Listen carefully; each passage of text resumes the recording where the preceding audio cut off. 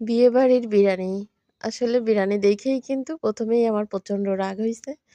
কারণ বিরিয়ানি কিন্তু একদমই মজা হয়নি। যে জিনিস দেখতে ভালো লাগে না, সেই জিনিস কিন্তু খেতেও ভালো লাগে না। তো দূর থেকে দেখে বুঝতে পারছি বিরিয়ানি কিন্তু একদম মজা হয়নি। এর থেকে মনে হয় কি সাদা ভাত রান্না করলেও আরো বেশি মজা হয়। একদম গোশগুলা তাকিয়ে আছে। আর হচ্ছে বিরিয়ানিগুলায় কোনো মসলাই হয়নি।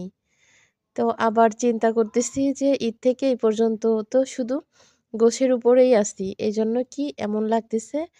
হতে পারে তাই। তারপরও বোনদের কাছে জিজ্ঞেস করলাম যে, "তোদের কাছে কেমন হইছে?" তো ওরাও কিন্তু সেম কথাটাই বলল যে, "একদমই মজা হয়নি। ওর থেকে আমি বাসায় রান্না করি অনেক সুন্দর হয়।" তো যাক সেইখান থেকে বিরিয়ানি খেয়ে আসে সন্ধ্যায় নাস্তার জন্য ৩ টা ডিম পোচ করলাম। আর হচ্ছে ১ গ্লাস শরবত বানিয়ে নিলাম। প্রচণ্ড গরম। ওখানে তো বিরিয়ানি খাওয়াই যায়নি। মাত্র মনে হয় ২ থেকে ৩ লোকমা ভাত খাওয়া হইছে। আর ওইভাবে রেখে চলে আসছি। একে তো গরম, তারপরে কিন্তু একদমই মজা হয়নি। আবার কিছুক্ষণ পরে উঠে আরেকটু সেমাই রান্না করলাম।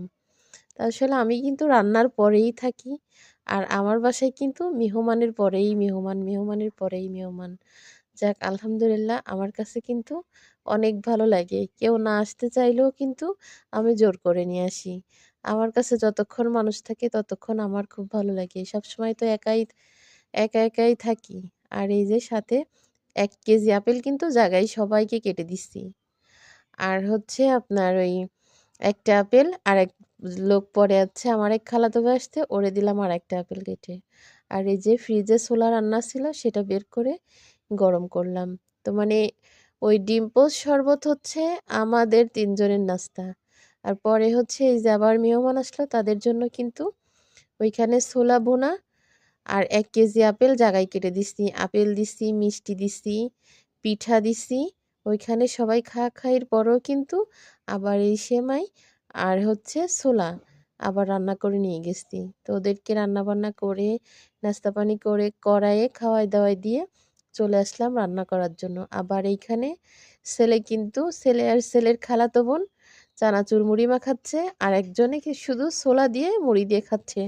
আরেকজনে কিন্তু দই দিয়ে মুড়ি দিয়ে খাইছে। আসলে খাবারের কোনো শেষ নাই। একটার পর একটা রান্না, একটার পর একটা খাবার। আসলে মন মানসিকতা যার তত ভালো, উপরওয়ালা মনে হয় তার বাসায় তত মেহমান বা তার সাথে সবসময় ভালো কিছু থাকে। আর এই যে এইখানে হাঁসের ডিম নিছি ২০ টা। তো সবগুলা ডিম তো ময়লা। এই সাদাগুলো কিন্তু চীনের হাঁসের ডিম। আর নিচে এই ময়লাগুলো কিন্তু পাতিহাঁসের ডিম। তো পাতিহাঁসের ডিমের থেকে কিন্তু